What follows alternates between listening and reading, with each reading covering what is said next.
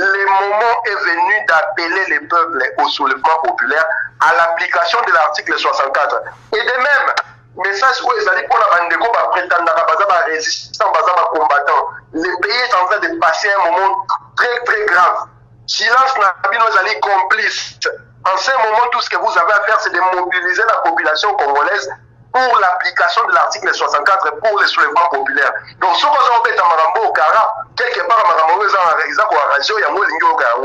Biso bitumba tokundaka ezala ba combattre la résistance, en tout cas biso la renaissance du Congo, que définissons bitumba la biso comme étant bana misala ya peuple. Nous ne luttons pas pour tokomisa mutumo président de la République ou tokomisa mutumo grand prêtre de la République. Tout luttaka pour peuple wana masse populaire wana akoma peuple et puis assumer ma responsabilité vis-à-vis de la nation, vis-à-vis ya étendu wana to benga République à démocratiser du Congo. Donc ceux qui ont un intérêt parce que politiciens na yo to leader na engagé na makambo wana te. Ton silence devient complice dans la situation. Donc, appel aux Ezali, appel, Mogo, Ezali, Akanda, Ezali, Yamao, Ezali, Apasi. Nous avons résistant, combattant, leader ou pas leader, congolais, patriote, nationaliste, aujourd'hui, au stade où nous sommes, tout le monde doit se mettre en ordre de marche, appeler la population au soulèvement populaire à l'application de l'article 64. Et ça m'étonne encore, Martin Fayulu va interdire campagne et continuer la Kinshasa, bakangia nanzela akota na Kinshasa te, il est là qui essaie bandimi bon, doit annuler ma meeting na biso bona boye puis escorte policière les a ramener dans ndako. Alors qu'un vrai leader qui connaît les problèmes du peuple, les problèmes de la nation, alinga qui a le bas haute voix parce que les gens dans les réseaux sociaux doivent être capables de retenir ce message voilà. Appeler les peuples au soulèvement populaire, mon général Bamoula Bouchi Touati Koloba, occuper les symboles de l'État, c'est ce qu'il faut faire maintenant. Donc, on se soumettre à la caprice, il y a Hippolyte Kanam Balias Kabila, la caprice, à Kimouta, et ça dit quelque part, il y a accompagnement, il y a situation.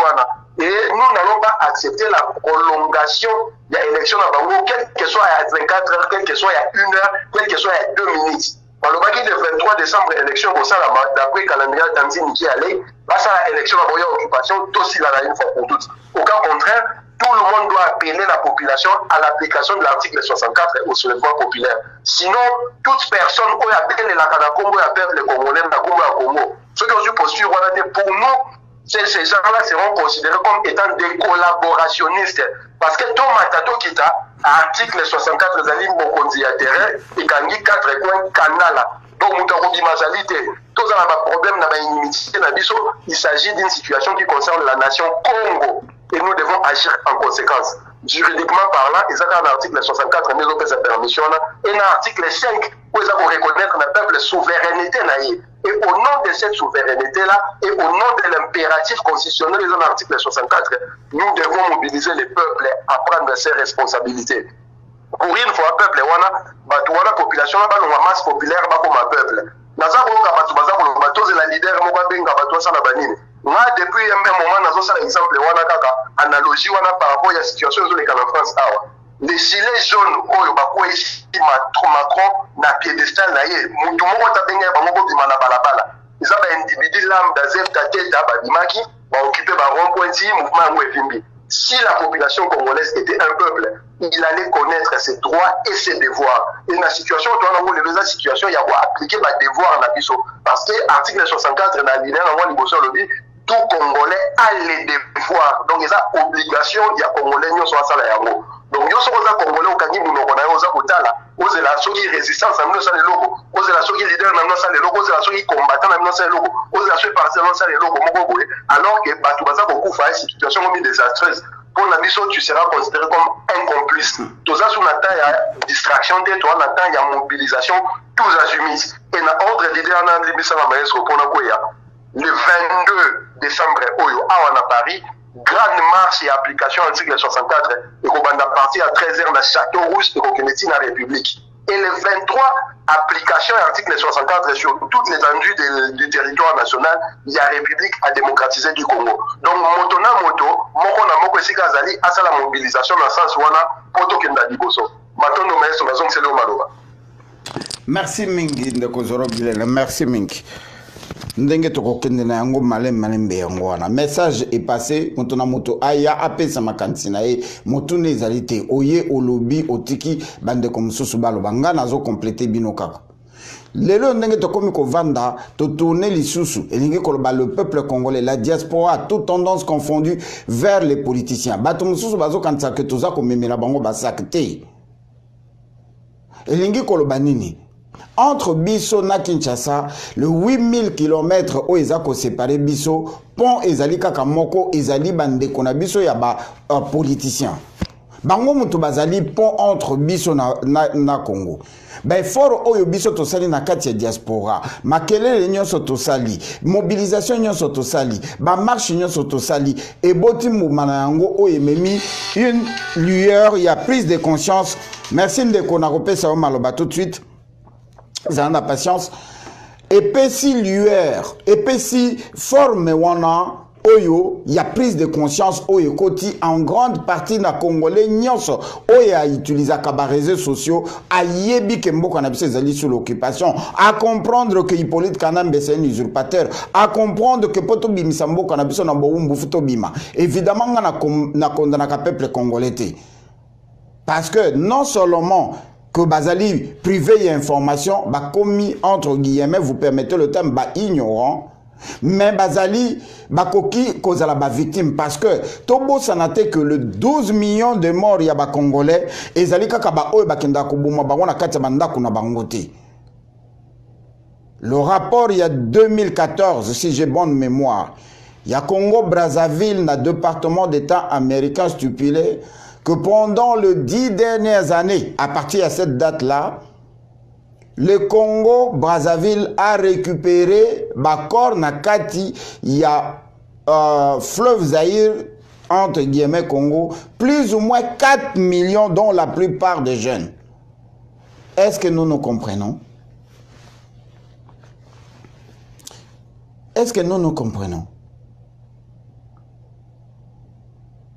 Maman Diane Denise, est-ce que nous nous comprenons? Pardon, Maman Diane Clarisse. Ce document avait circulé. Nga na tambusa yango. Bien que bapesa kinga ngo na se ya mesa. Donc, le peuple o biso to kanisaka que bakokisi 12 millions de morts, bango nyonso bakufaki na banda kote bazo ya ko égorger bango bazo violer bango bazo boma bango. Les gens sortaient. N'arrivait à FDL, tango RCD, Botami, Tsoki, Sen, DPO, Yazara, Surubero, n'avait-il pas enterré 800 mamans vivantes? 800 mamans vivantes, Bakunda Bango, parce que Bazala qui co-manifestait, Nakoti, Kabarwande, Boti, Kabarwande, on les avait tous enterrés. Toutes. Chers compatriotes, mesdames, messieurs, na fausse commune Yamaluku.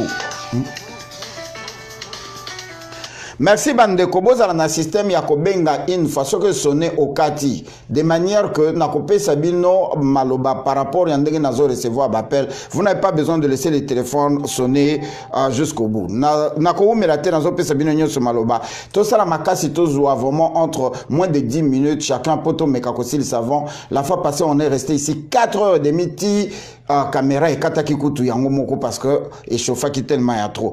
Nakoloba mingi te nako préféré na loba vers la conclusion mais nazocha bino na katanzela.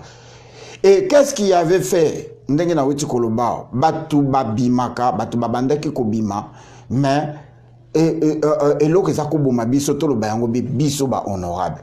Exemple, les hommes qu'on a répété yango. Quand Nemwanda Semi a pris conscience, na modèle Nyoso a qui conscience, il a dit, Ezaleza qui cop, Ezaleza qui na lobby boy.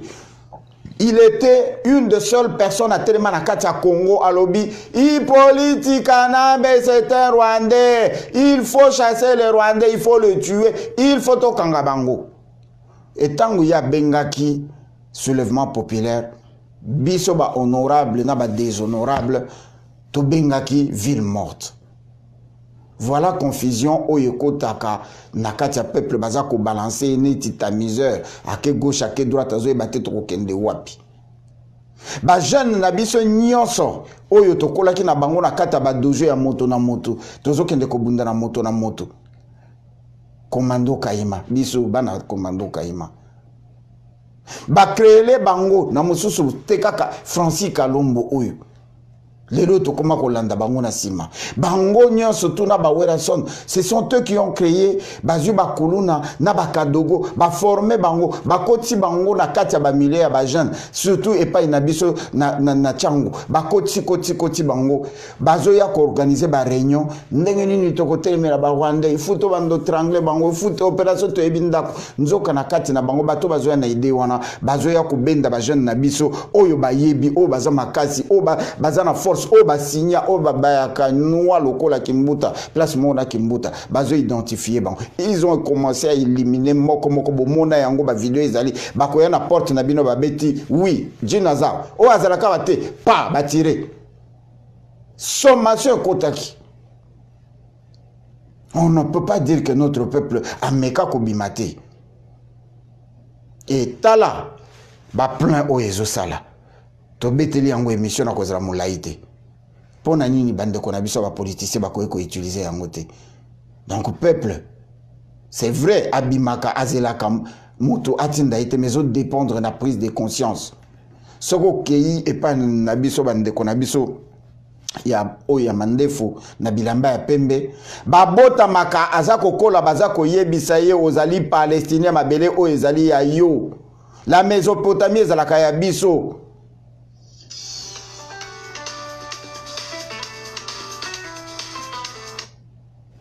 La Mésopotamie est la Kayabiso. Mais bande konabiso ya politicien. Bazo solo la bienté. Nakei nandenge na zola ki bapel bande ko boza la patient. Tokeye pa inande ko bisa.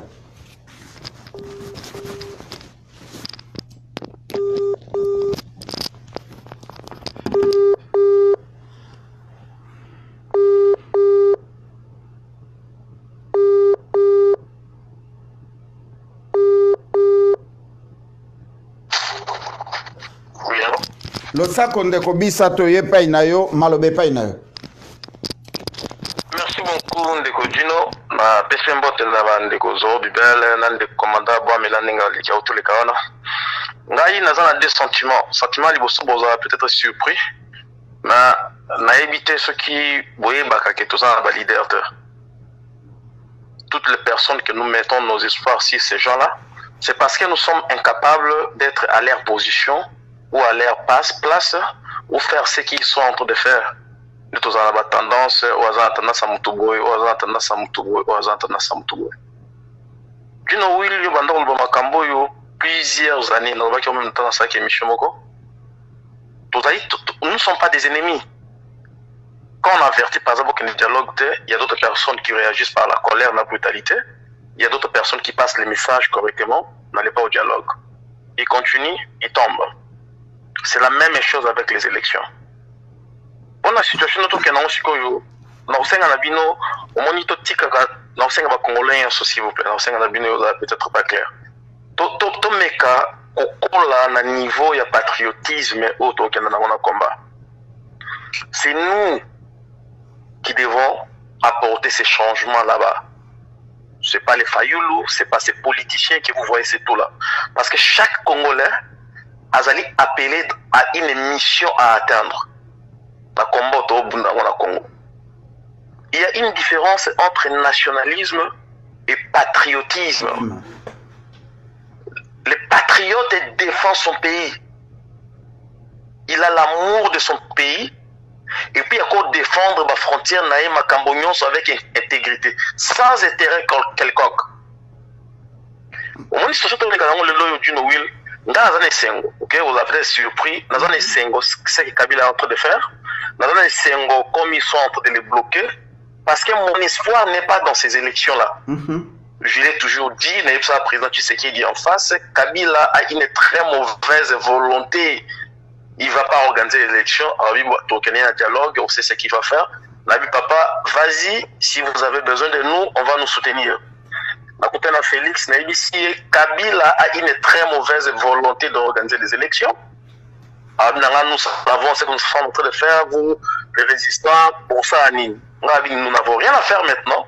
Mais vas-y, si vous avez besoin de nous, pour soutenir. Nakozonga na situation ya Fayulu na Jean-Pierre Bemba. Moi ba tebele na oki ndiko zo bibela lobi to sola na Jean-Pierre Bemba to pesi bango dernière chance. Ils n'ont même pas le droit de donner à Jean-Pierre Bemba, à Katumbi et aux politiciens là la dernière chance. Nous devons nous préparer à ce qu'on remplace Bango d'une façon ou d'une autre. Parce que ce que nous sommes en train de faire, nous sommes en train de leur vouloir. On va ça quelque chose au milieu de l'Union. Non, c'est exactement simple. Tout le monde va révolution, soulèvement populaire. C'est facile à le dire. Hein. Le soulèvement populaire, c'est pas comme on est en train de dire là. Il faut leader, mon rappeler ça ordre. Non, le peuple doit pas suivre les actions d'un leader. Après, c'est exactement simple.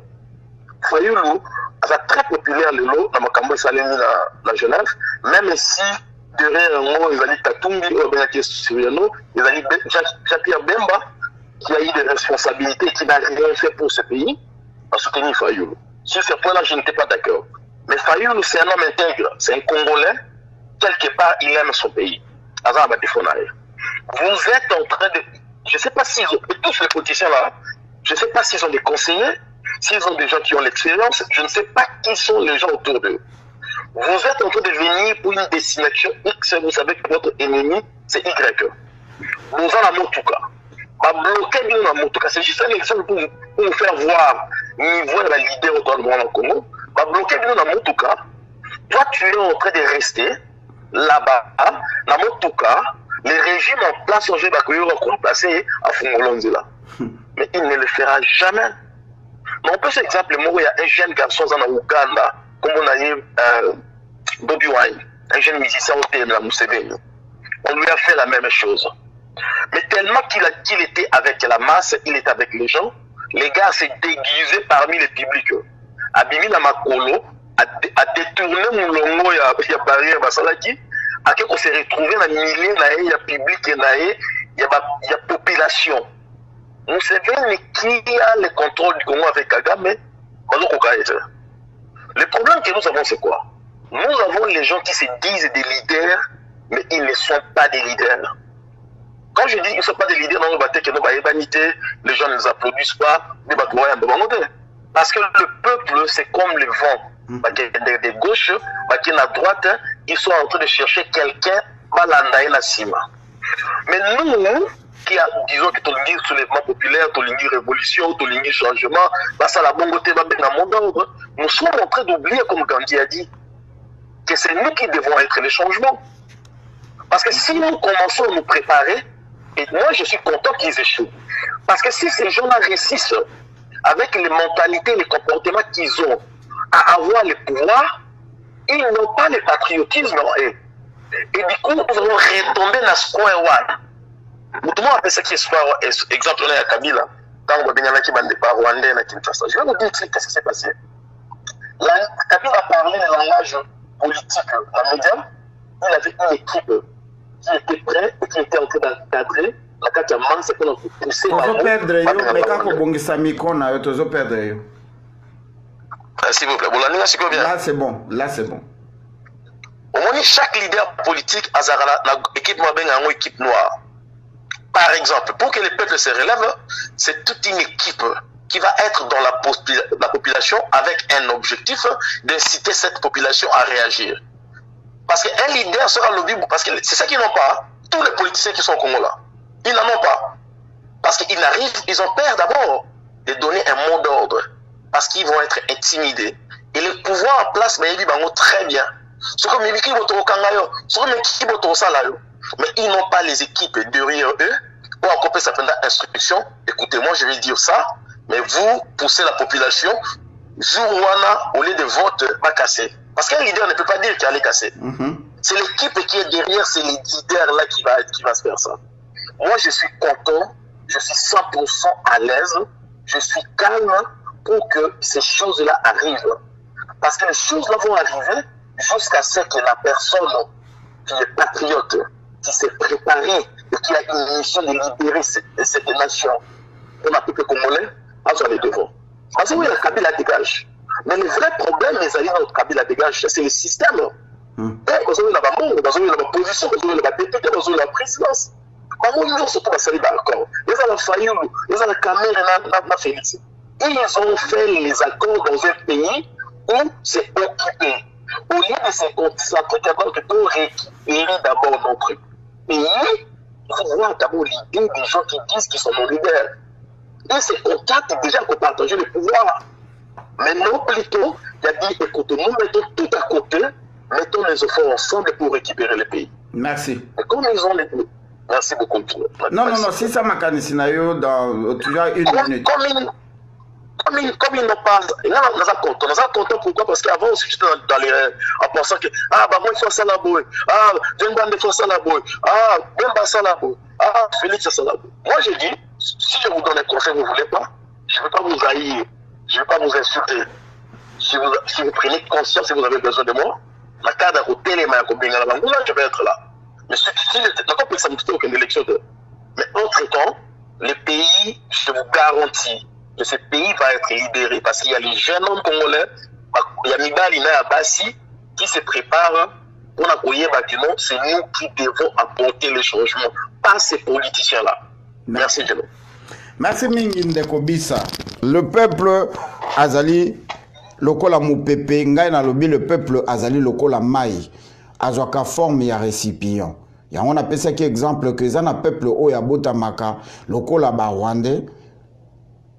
Moi na moi si ya Rwandais tant que tozala kokola okoyiko bimana pendant 30 ans, yeba ke bana basi nyos bana nyos pardon oya zobota bazali bana ya bakousin na ye. Et pas na bango inceste ezalaka te. Soki bakousin bazate papa na ye moko akoki ko banda ko tiela yo bazemi na kati ya ndako soko bali mwana na ye parce que balingi ba garder makila na bango balingi bazala pur bazala bango na bango. Babota makabakola kana kati ya mboka na bango baza koyebisa bango ko omoni ndako ya bavoisin wana ezalaka ya biso tshana mutu na yo biso tozala te okokende kozwa yango ndenge moko na bandeko na biso ya ba palestinien bazo bota mabana baza mike bomona ki la jeune fille o ya 14 ans ndenga bandai ko a gifler militaire israélien parce que azobota mazokola eza na kati ya mutu na yeke eza mabele na biso tokobundela yango na pesa ki exemple na bandaki yango musika le maréchal Mobutu Sese Kokungwendu wazabanga alongoli biso civisme alongoli biso amour ya mboka alongoli biso patriotisme abambi biso il était une fois Mobutu tokomi kosambela tokomi kobelela tokomi kobina ba remplacer yango na mobutisme etengamisa ki peuple congolais. Bande kona biso bakoko na biso bayana biso na 1959 parce que bazalaki likanisi moko tout ce qui était dans la tête toza esclave mindele mboka oyo feza libéré ata sala kana fonction publique ata sala kepa ya mindele ata sala ka domestique mindele ata la ka mindele alobi yo zela mukolezali et cela est parti dans la tête des Congolais. Chers compatriotes, mesdames, messieurs, la misère qui nous a été infligée est l'ongwaki. Tu le rappelais, Bango, après 2006, en 2006, la plupart de qui disent, tu es occupation Zalaka, tu es quitté Nini le SIAT, tu es quitté Nini FDL, RCD, CD, tu es angoté. En 2011, tu es fongwa misu. Tu le bito qui est en élection. Tu es de Tokolongo la Bango, tu sais que dans la puissance, tout le peuple, toute tendance confondue, au Léba s'est soulevé, Bakenda qui n'a élection. Ba politicien na biso tozana ngo ba mona yango na 2016 to ebisi bango il y aura pas d'élection bande ko na ko sala vidéo moko na ko tia yango boko limbisanga si l'honorable maître Dieu avait raison banda 2013 tangu na moni penza ke tozalaki ko bundela imperium biso ba congolais ba combattant ba résistant tozo tondisa ba balabala marche ya le 22 novembre je crois février ou novembre Mali les alaka le 22 février 2012 tout ça la marche synchronisée mukili mobimba tobimba mukolomoko toute la diaspora congolaise et peli babengi biso la diaspora la plus active nzoka tobandai ko sele na biso imperium tobandai ko bundela na biso kaka Tshisekedi a récupéré pouvoir naï qui dit ba mettons na fongoli misu na 2013 Nabi mena vanda kan États-Unis. To faut constituer un groupe il y a 24 personnes. Place bango bakota ka biso to kokota, place bango balobaka biso to koloba, place bango batelema ka biso to kotelema. Nous avons fait le chemin avec les politiciens 2013, 2014, 2015, 2016 na bandi ko bimisela bino ba révélation. Tala bakota ka bo, balobaka bo, basala ka bo, ba komanda ka bango ba dirija ka bango boy. Et voilà les résultats. Nana ko tchena ngotem. Soki bondimi mbolo côté pour mosonine ezalaka elengi koleka yantabate mais bon di matamba ngonaye mais applaudissez quand même que nous avons battu a na KTV patotique to lakisa tout et nyonso toujours le bezo kende na mulongo. Et c'est pourquoi je vous ai dit, pas plus tard qu'avant-hier, que Mukolo Oyo, le 24, Boyabo Sekanga, Alobaki élection, Zalate, élection Salami, Nazan Zambete, tout ce que je vous dis, Nazo Laksabasine. Et ceux qui toquent une élection, Tolongoli occupation. Parce que la personne qui deviendra président le dimanche, ceux qui élection Salami, il a déjà été choisi. Il a été choisi na minute yo bazo continuer ko bundela kombo na ye na kolobate ndenge ni to komi wana to kepa na edo kombana to pesa imaloba. Et avant conclusion nangai, je vous dirai comment Nazak Oyeba, que la personne qui prendra le pouvoir ne sera pas élue, ne sera pas votée, sera nommée. Soki Salami. Ndeko edo kombana malobe pa na. Vraiment, le sac, ndeko Gino, mwana mobali nzambe azala na yo, tokusali le monument lero mboko na tokukangula yango. Na sepeli na maloba ndeko mo uti koloba awa, batu wana, il faut pas échouer parce que biso maintenant nous avons la voix.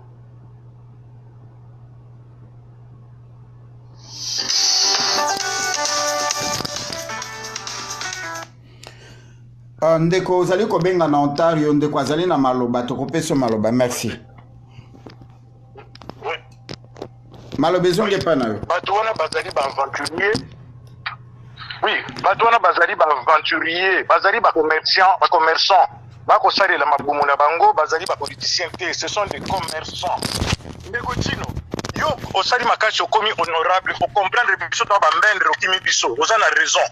Ndeko na ngai na obetero maboko koma na yo honorable ojoindre kan wana sikoyo biso ba oyo totikali bafana kwiti bato boyi ko rejoindre mangeoire lokola yo ki kokota nazo komibenga biso nazoloba na biso bamafachi soki bamafatas bamafati donc bamadidi fachi biso batokumbisa balider wana ndeko na ngai na pose question na biso nanu parce que ngai nazalaka pragmatique biso sikoyo ozolanda mutu moto oyo bakangi ye batie kuna azokoka koloba te afandi nie ndenge olobaki azakobelela azobela le niki oli abenga peuple boya kolonga ye asala nini moto ozoloba ye aza grand prêtre bakangaka papa na ye na ndako kuna réserve surveillée pendant une année asalaka nini po alibere tata oyo ya ye yo ozomona ye grand prêtre mpo nga na monaka bango ba grand prêtre te parce que baza na mai na makila lokola biso baza na eloko moko baleki biso te donc ntango yo ozobima fanatique ya moto wana Ndeko Tino nga naloba na yo biso toyaka poto ba jeune soko ozotambola kisa bazolanda na nsima soko otuni moto olandaka ye mpo na nini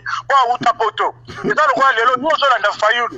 Quel est le message au Fayulu ayebisu yo yo ozolanda Fachi? Quel est le message au Fachi ayebisu yo bandeko leur yango yo le pays est en danger masse oye bimi maintenant tokosala na yango nini ndeko na ngai yo bimaki sikoyo lelo élection ezalite officiellement Fayulu na yo ozolandela yo soldat du peuple ye wana bakangi ye kuna otage azokoka koselibere te sikoyo loba na ngai yo ozomona ki grand prêtre ya nini ti grand prêtre na eza donc wana okomi na niveau babengaka ngotoboro buyuma mpo ngai nazomona na ngai te lero na kobetela Fatima boko ya nini ebemba papa na ye bosoni ezokunda bate azokoka kokunda yango te yo koya kofinga nga mais c'est une vérité les faits sont sacrés une personne qui est déshonorée biso za ba bantu muta pekisi yo okunda tata na yo ozokende akendo salisa élection ozolanda ye mais oza mbendre donc yo ozolanda mutu wana ozali ngotoboro alors bandeko nazongela mpo nashite mpo kande eleki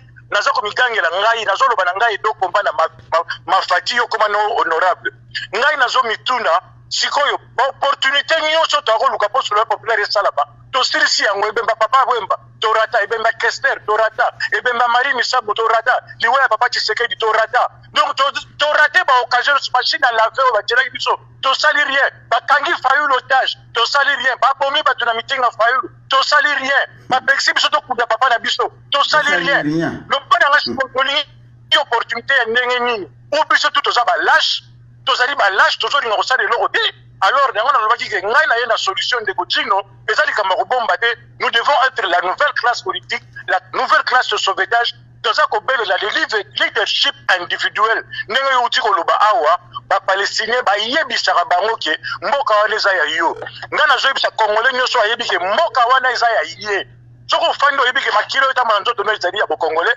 maître Dino alobi baexemple nyonso asilisi kobelela maître Dino alobi mayele esili yo Dino papa Bele ye wana koti na makambo professeur Bele alobi na koma wana mawatata ya batu aza kosala nyonso mpona congolais alanda congolais préféré alanda ne bavendeur bato wana bambila wana bacommerçant oyo baza kozela mondele asalela ye alors que la solution elle est congolaise ce pays là ne sera libéré que par nous nga nazomilongola te na kati donc nous devons maintenant être congolais nyonso telema ozali grand prêtre bemba pari koyiba mbongo ya nga na yo ane grand prêtre te Fayulu na ndenge azali boko bituna te mbongo azosala baélection azwi wapi ata babota bino bangoto boro ata tosalaka bayuma ngo Fayulu yelobi nango yo moko le subconscient ntango ayokoki tototo abeleli liboso miki ale abeleli liboso bobenga nani soki na Genève bongo siko akobelela yo mokolo nini yo ntango yo ozolelela Fayulu yo azolela de miki ale sikoyo loba nanga yo kolanda ye mpo na nini po eloko oyo okosala yo moko ozozela Fayulu asalela yo ye wana azodemontre par A plus B nayebi te soki excuse nini Fayulu akoyela biso dedo bakangi ye kuna ndenge masa uti koleka alobi napesi elongo nya garçon alobi awa ke bakangaki mondeko na biso oyo ya Uganda wana akota na achedekisaki ase retrouver na match na ye ba stratégie simple ndenge wana Fayulu aza na yango te ayo kobetela biso kaka masolo afingana na Félix bamasolo ayelaka biso Félix afingaka Fayulu est-ce que c'est ça notre combat est-ce que plein na plein ezali combat na biso ndeko Dino yo ebite lelo so okiti na kino kosala plein yo yebi yango te Sankara de Kunta sala plein ezali eloko moko te na yebisaki bino lobi a plein wana yosala po toza badebele na Congo alors nakokende na kanda na nango moi je suis en train de prôner na soulèvement populaire pour rejoindre le professeur Bele azobelela soki boboyi moto na moto mwana mai place ozali comprendre que bakoboma bino Kinshasa ezali encerclé ce qu'ils ont fait na Kivu bako refaire yango na Kinshasa eloko basalaki na Kasai bako refaire yango le décor est planté il ne vous faut pas un dessin pour comprendre que Kinshasa est en danger et les Rwandais vont nous exterminer et ils sont en train de nous exterminer bana ya changu soki bozola na boyebaki na minute oyo bozali en danger biso toza na poto awa il est temps de préparer l'action ya kokanga ambassade biso toza kokoma oyo bazali kokoma to combat to kotisa ba procès nous sommes la nouvelle classe politique Dino comme politicien sans le vouloir merci ndango sobi bamino honorable ngai pe na kanisi na ngina kimaka ya peuple na rejoindre yo to comme ba politicien ya sika o to ya kosekola mboka wana ndeko nanga so motumi ezali pona na kanda je tue la rage tunangai ou bien leur pesa baninga musuma loba parce que je parle avec ndeko mususu bazali pende belé le biso tout ozo maloba vraiment soki motune koya na soka melelo penda motune ate merci mingi ndeko edo kombana merci mingi. Merci ndeko Dino. Ndeko tokei na Canada ndeko azali ko benga biso epai na Canada ndeko kanga récepteur na yo okoka kozwa maloba. Merci. Oui, alors tozali kolanda yo 5 sur 5 yebisa biso yo zali ndeko nani pe kamata maloba. Oui, ngai nazali ndeko Kamambuko donc nazali mwana Congo Kamambuko nazali combattant awa na kati na mboka Canada. Ndeko tozali ko bunga yo bungisa micro na yo volume na yo eza ko kima. Donc ngai nazali Kamambuko. Allô? Toza ko yo ka 5 sur 5. OK, nazali Kamambuko nazali na Ontario. Nazali koluka pour intervenir pour na masolo ya lelo. D'abord nazali kosenga vraiment longoni ya mingi na maître Dino na masolo za kosala parce que ezali esika oyo penza naza koyoka ba intervention ya batu oyo bazali na bwanya bazali na mayele pe ezomona na ke batu oyo baza kokende na bojindo ko banda na yo moko na mwa bandeko mosusu na yoki na kati ya masolo oyo alors yango na intervention na ngai ekozala mwa mokuse mais nazali na eloko moko ya motuya na ningi koloba parce que nayoki bandeko mingi baleki wana baza koloba ndeko moko aleki wana lobi eloko moko ya motuya ke tozali na balider te wana ezali nde eloko ya liboso parce que eloko oyo kolongola biso na kiboumbu na occupation ezali nde d'abord leadership, mais leadership yango ezali ekouta ndenge nini. Peuple oyo bazosenga soulèvement populaire po peuple a se soulever ezali peuple oyo azali éduqué, azali na maye nyonso tu esengeli mpona kocomprendre aussi situation oyo biso tozali nango na mokolo na lelo. Azali peuple oyo azali malanda ngulu te to mpate to mopato oyo bazali ndenge babengaka na lopoto masse populaire. Alors mpona kozala na peuple ezali lokola masolo uti kobetama awa bato ya mandefu. Bato ya mandefu bakomaka na position wana ndenge nini parce que ezali mate ya idéologie oyo babotami nango bakoli nango ezali prophétique bakoko na bango même to bobomi leader baoyo bakobotamaka bakozalaka kaka bato oyo bazali na kati na idéologie. Donc bokoki koboma leader baoyo bazali batikali bakobota bakokontinue kaka na idéologie wana. Or lelo na moi ya lelo tozali na Congo, tozali na baprofesi Mvuluzi Kimbangu atikelaka biso, toyebi ke profesi ya Mvuluzi Kimbangu eboti mbuma oyo eyeli biso ne mwanda nsemi longi ya Bongo de Makandala ndenge babengaka ye azali le leader de prêtre et de politique. Aye na buku pe aye na masolo nyonso tu oyo esengeli mpona kolongola peuple congolais na boumbu.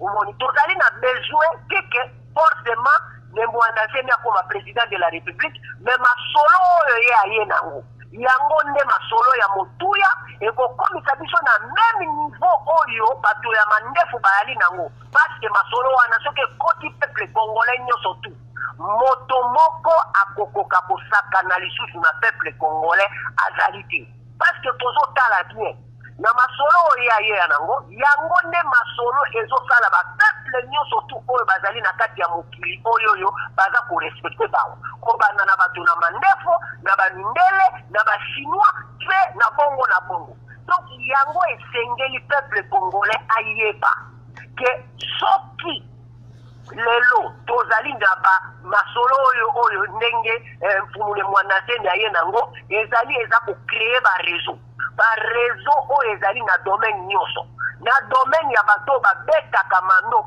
ezali na réseau oyo ya bato oyo bazali kosala bisala bikelamu biloko ya science, ezali na masolo oyo bato bazali na makambo ya politike, ezali na masolo kosangisa bato bazali na économie. Donc domaine nyonso tu esengeli mpona peuple aza libre yango nde masolo tozali na yango na mateya oyo me mwanda nsemi aye nango. Donc yango nde moto koki kopermettre peuple congolais lelo mpona azala na respect vis-à-vis ya peuple nyonso to akoya kokonzaka biso. Alors comme likambo oyo ya peuple congolais eza likambo ya Hippolyte Kanambe ezali likambo plus profond que ça, yango bato il faut basengeli bamona masolo wana na bodindo pe na niveau wana koto eske toza na balider ndenge touti koka bakangi ye en otage aza na eloko papa bolimbi sozola na ngai bafungolela ye nzela parce que azali na eloko moko te akoki kosala. Et puis azali même pas na bato oyo yali ke bazali dédié mpona ke basala affrontement bazati. Merci. Eloko mosusu ezali papa est-ce que ozoyoka ngai minute na yo se koki mena kobakisa 1 minute na lobi boye totuni motuna mais bino nyonso bozozwa maloba awa bozoyebisa biso te le 23 kolongwa wa le 23 tokosenga peuple asala nini po biso toza bato baza avisé avéré mais na suka maloba na bino ne serait-ce que bopesa ta proposition moko na peuple congolais azolanda bino mpona minute nazoyebisa bino bazolanda biso bazotala biso et je vous dis que na kati awa soki bozomitala te bato bazalaki na délégation na Fayulu bawiti ko libérer bango bazolanda biso live po bakomeli nga balobi tozolanda bino. Donc message nini oyo bino bozopesa na peuple bandi ko betela biso histoire tolandi po awa tozala liberté mututo aloba mais na 5 minutes si vous me donnez 5 minutes je dirai quelque chose oyo peuple oyo aza na Congo oyo azolanda biso oyo aza na kati ya diaspora ayebaka neti abundelaka nini atikala ata na eloko moko na motu otika na 1 minute maloba epai na yo botondi mingi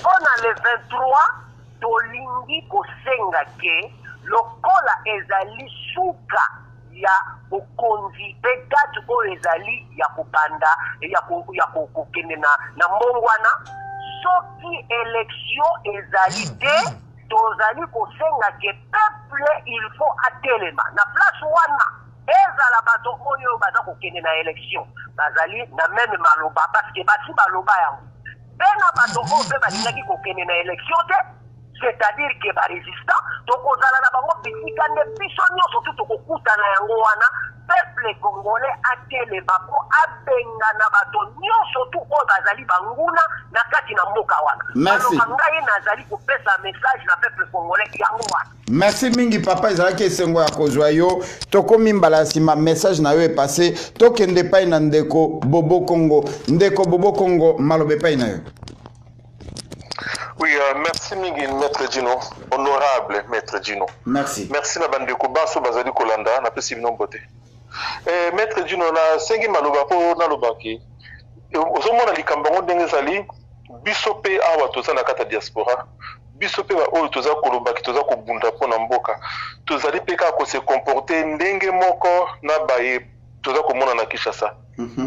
Biso bato tozali lelo ko kamwa ba politicien tokomi lokola bato ozo kamwa ki soso bimi mwa soso bimi masala ozo kamwa soso bimi masala ba politicien wana ele mbala boni biso moko tolobi ki bazala kana bango ba ventrier basala kana bango pona occupation bazana kata système mais kaka biso lisusu to tchaka moteme pa ba politicien wana ki ba ko salisa biso po ba benga na susu kana système mo bango moko baza ko faire partie.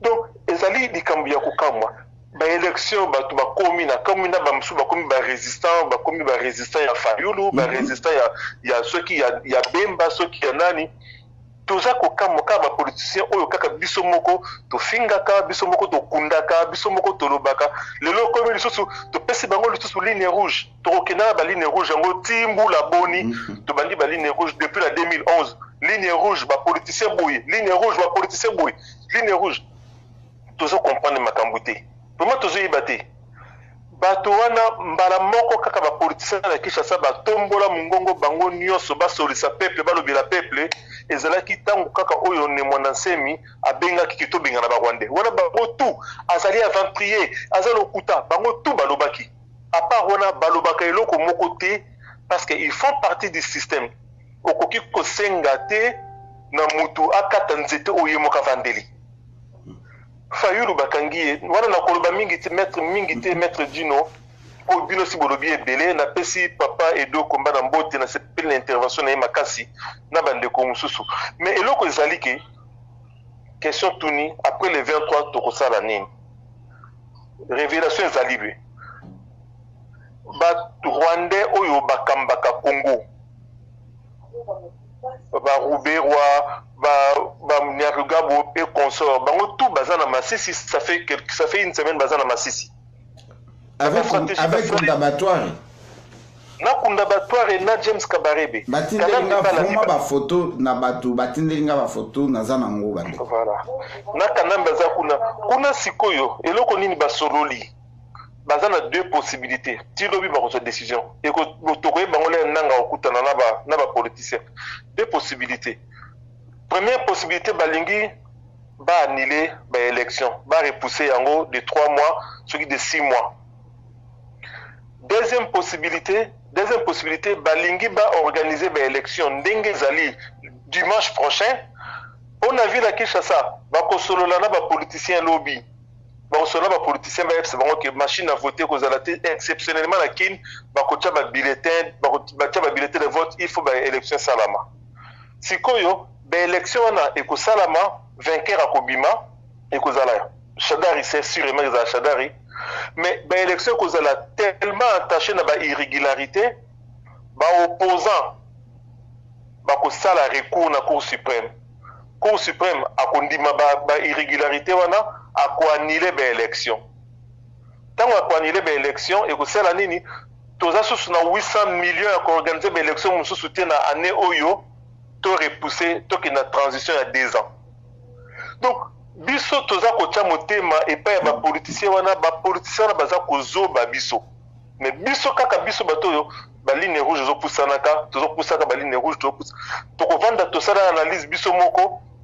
Bapoliticien baza na système bakotya su makolo te bakotya su makolo te soki kaka politicien moko abimisi bato balandi ebele na balabala biso so totelemi bomoni plein asali plein kaka biso moko toyebi eloko nini tolingi te tokomoluka nimero ya telefone na ye biso tu tokomi kobenga ye. o soki kaka politicien moko abengi moni papa fo mona awa na france awa ndenge bato oza kowela batelefone pesa ngai bato eza kolakisa lelo ke ebele awa na résistance tosalaka etumba te mpona kolibere Congo, mais tosalaka etumba ya positionnement. Tala na bamire ya Facebook na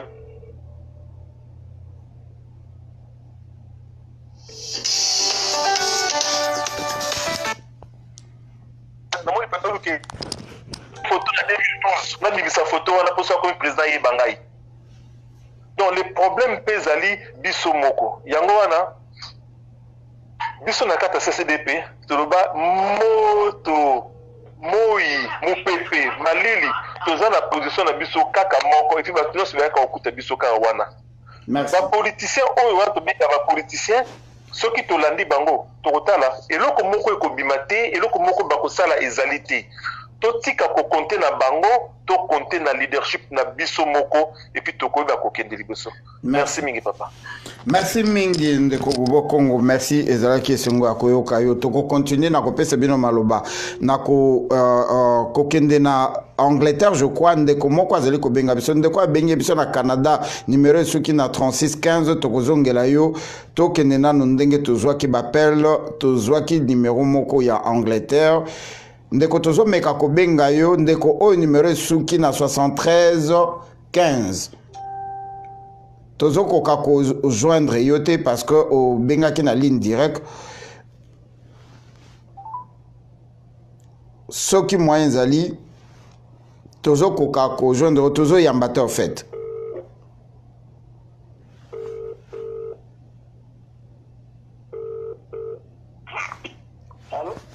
Ndeko toyepai na yo maloba epesameli yo.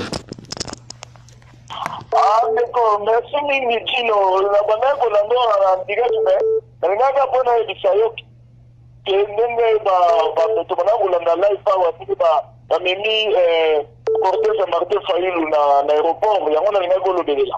Merci mingi tosi tolekaki yango basi baliberaki bango basi bakomi esika bazalaki kokene. Merci mingi. Merci mingi. Merci.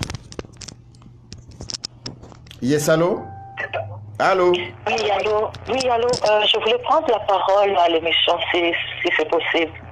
Merci. À qui nous avons l'honneur, s'il vous plaît? Moi, je m'appelle Nono Kabokola, j'appelle du Canada. Je suis à Montréal. Merci beaucoup, maman. Est-ce que vous comprenez ou vous êtes capable de pouvoir parler en lingala? Parce que nous, on ne comprend pas le français. Ok, il n'y a pas de problème. Merci, Comment on a Nono Kabokola,